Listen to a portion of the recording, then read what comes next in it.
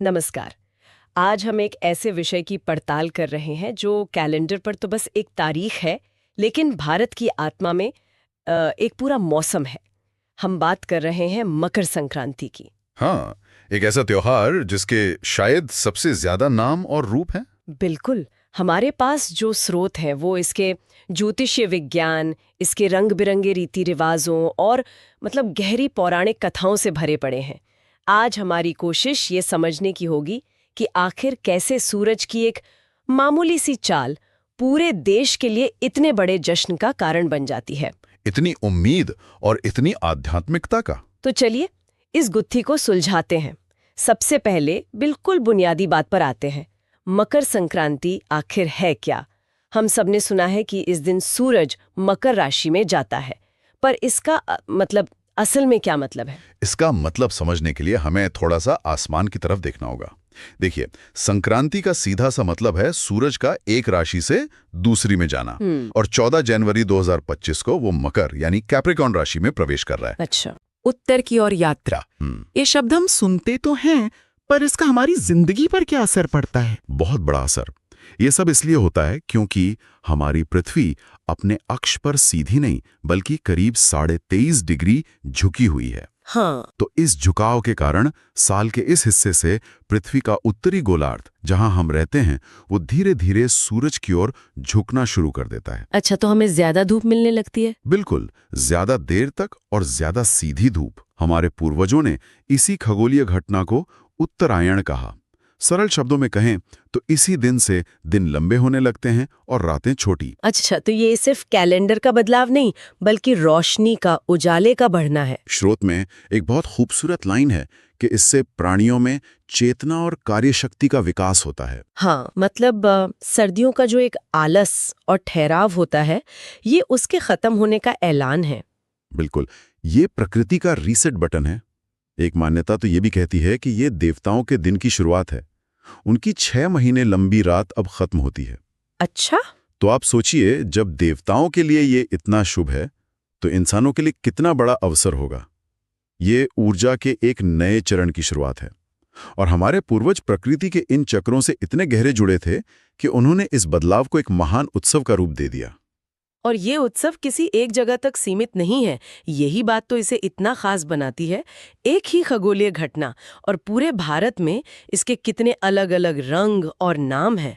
दक्षिण भारत में से पोंगल के रूप में मनाते हैं। हाँ, थाई पोंगल। थाई तमिल महीने का नाम है और पोंगल का मतलब है उबालना या उफान, जो समृद्धि और प्रचुरता का प्रतीक है। वाह! ये उनके लिए फसल का त्योहार और नए साल की शुरुआत भी है। वहीं अगर आप उत्तर में पंजाब की तरफ देखें तो वहां लोहड़ी की धूम होती है। हाँ, आग जलाकर उसमें तिल, गुड़ और रेवड़ी डालकर वो इसी मौसमी बदलाव और नई फसल का शुक्रिया अदा करते हैं। और गुजरात में तो इसका नाम ही उत्तरायण पड़ गया है, जो सीधे सीधे सूरज की यात्रा से जुड़ा है। और वहां तो उत्तरायण का मतलब है पतंगबाजी।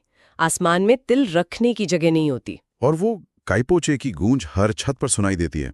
ये सिर्फ एक खेल नहीं है, ये खुले आसमान के नीचे आकर उस बढ़ती हुई धूप और बदलती हवाओं का स्वागत करने का एक सामुदायिक तरीका है। क्या बात है!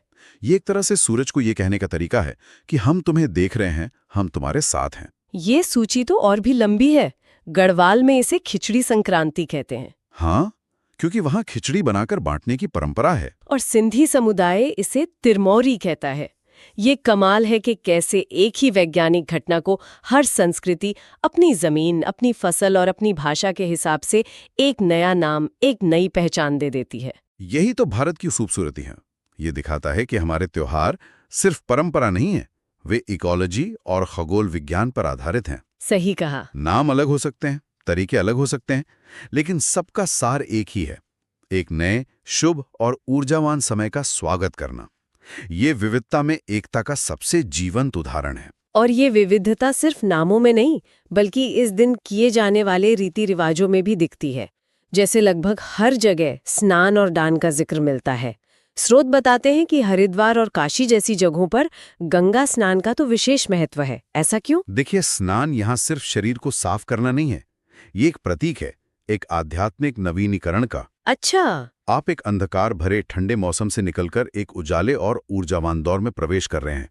तो उस नए दौर में जाने से पहले आप खुद को पवित्र करते हैं, पुराने को पीछे छोड़ते हैं। एक नई शुरुआत के लिए। बिल्कुल। और जब ये स्नान गंगा जैसी पवित्र नदी में किया जाता है तो इसका आध्यात्मिक महत्व और भी गहरा हो जाता है। ये एक तरह की शुद्धि है, तन की भी और मन की भी। स्नान के बाद सूर्य की पूजा होती है। एक दिलचस्प रिवाज जो सामने आता है वह है सूर्य पूजा में सफेद और लाल फूलों का इस्तेमाल। ये भी किसी खास वजह से है? हाँ, ये उस सूरज का शुक्रिया अदा करने का एक तरीका है जो हमारे जीवन का स्रोत है। फूल प्रकृति की सुंदरता और जीवन का प्रतीक हैं। उन्हें सूरज को अर्पित करना, उस जीवन देने वाली शक्ति को धन्यवाद कहना है।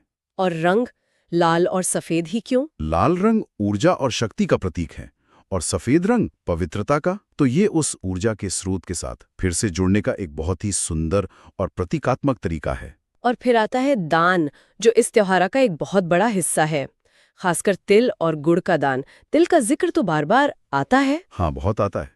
बल्कि स्रोत में तो तिल के 6 अलग-अलग प्रयोग बताए गए हैं। ये थोड़ा हैरान करने वाला है। हाँ, ये बहुत आकर्षक है। इसे षटतिला कहा गया है। षटतिला यानी तिल का उपटन लगाना, तिल के तेल की मालिश करना, तिल मिले पानी से नहाना, तिल मिला हुआ जल पीना, तिल से हवन करना और तिल की बनी चीजें खाना और दान करना। 6 अलग-अलग तरीके। ये तो सिर्फ खाने या दान करने से कहीं ज्यादा है। ये तो एक तरह से पूरे दिन को तिल के इर्द गिर्द बुनने जैसा है। बिल्कुल, ये एक टोटल इमर्जन है। आप उसे शरीर पर लगा रहे हैं, उसे पी रहे हैं और उसे खा भी रहे हैं। आध्यात्मिक तौर पर माना जाता है कि ऐसा करने से इंसान के पापों का नाश होता है। और इसका कोई व्यवहारिक पक्ष भी है? हाँ, और वो और भी कमाल का है। तिल और गुड़ दोनों की तासीर गर्म होती है। सही। मकर संक्रांति सर्दियों के चरम पर आती है। ऐसे में तिल और गुड़ खाना शरीर को अंदर से गर्मी और वो जरूरी ऊर्जा देता है जिसकी उस मौसम में सबसे ज्यादा जरूरत होती है। लेकिन कई लोग ये भी कह सकते हैं कि ये सब तो पुरानी बातें हैं। आज के जमाने में जब हमारे पास सेंट्रल हीटिंग और आधुनिक दवाइयां हैं, तब भी तिल गुड़ का इतना सांस्कृतिक महत्व क्यों बना हुआ है? क्या ये सिर्फ परंपरा को निभाने की बात रह गई है? बहुत अच्छा सवाल है। देखिए, इसका वैज्ञानिक महत्व तो है ही, लेकिन अब ये उससे कहीं आगे बढ़ चुका है।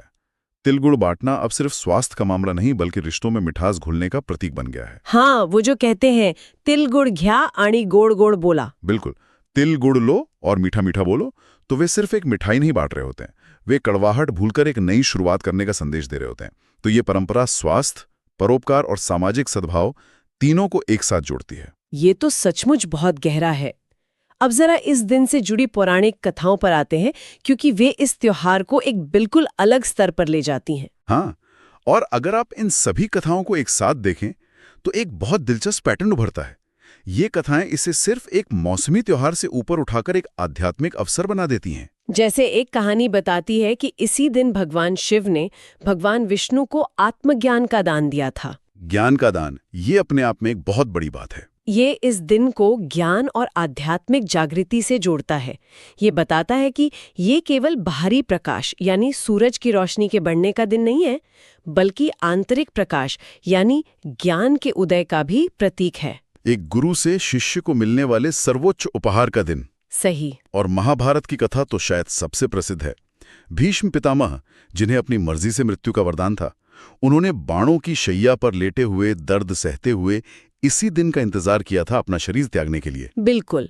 उनका ये चुनाव इस मान्यता को स्थापित करता है कि उत्तरायण के शुभ काल में शरीर छोड़ने से आत्मा को मोक्ष मिलता है, यानी वो जन्म मृत्यु के चक्र से मुक्त हो जाती है। तीसरे भी जोड़ता है। मुझे हमेशा से ये जानने की उत्सुकता रही है कि इस दिन गंगा स्नान को इतना महत्व क्यों दिया जाता है। क्या इसका भी कोई पौराणिक संबंध है? इसका एक बहुत महत्वपूर्ण संबंध है। कथा के अनुसार इसी दिन गंगा राजा भागीरथ के अथक प्रयासों के बाद उनके पीछे पीछे चलकर कपिल मुनि के आश्रम तक पहुंची थी। अच्छा। और उनकी श्रापित पूर्वजों को मुक्ति दिलाई थी। फिर वहां से वो सागर में जा मिली। तो ये कहानी गंगा को सिर्फ एक नदी नहीं बल्कि मुक्तिदायिनी बनाती है। बिल्कुल, ये इस दिन को शुद्धि और उद्धार का प्रतीक बनाती है। तो अगर हम इन सभी कथाओं को एक साथ रखकर देखें, विष्णु को अज्ञान से मुक्ति, भीष्म को शरीर से मुक्ति और भगीरथ के पूर्वजों को श्राप से मुक्ति, तो एक पैटर्न उभरता है। ये दिन सिर्फ मौसम का बदलाव नहीं बल्कि हर तरह की मुक्ति और नई शुरुआत का सबसे बड़ा प्रतीक है। वाह। ये इस त्योहार का सबसे बड़ा आध्यात्मिक सच है। स्रोत के शब्दों में कहें तो इस दिन अंधकार का नाश और प्रकाश का आगमन होता है। और ये अंधकार सिर्फ रात का नहीं बल्कि अज्ञान का भी है। और प्रकाश सिर्फ सूर्य का नहीं बल्कि ज्ञान और मोक्ष का भी है। तो आज की इस पूरी पड़ताल का सार क्या निकलता है? मकर संक्रांति सिर्फ कैलेंडर पर एक दिन नहीं है। ये खगोल विज्ञान, कृषि, सामाजिक सद्भाव और गहरी आध्यात्मिकता का एक संगम है। एक अनूठा संगम।